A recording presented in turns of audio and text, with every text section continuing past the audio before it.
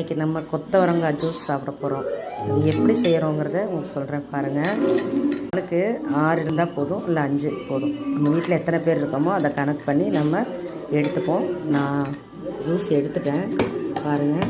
இல்லை என்னென்ன கலந்துருக்கேன் அப்படின்னா மிளகு, மஞ்சத்தூள், இஞ்சி, ஒரு லெமன் சாறு அதில் சேர்த்துருக்கேன் பாருங்கள். சர்க்கரையை அப்படி கட்டுப்படுத்துங்க. அது நம்மளோட சுவைக்கு தேவையான அளவு சால்ட்டு போட்டுக்கோங்க. கொத்தவரங்காய் வந்து நம்ம உடம்புக்கு ரொம்ப நல்லது. எல்லா விதமான நோய்களையும் கட்டுப்படுத்தும். ரொம்ப சூப்பராக இருக்குது.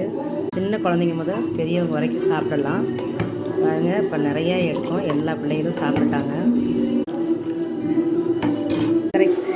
மட்டும் கட்டுப்படுத்தாது, எல்லா விதமான நோய்க்கும் இது சாப்பிட்றதுனால நம்ம உடலில் இருக்க நோய்கள் அனைத்துக்கும்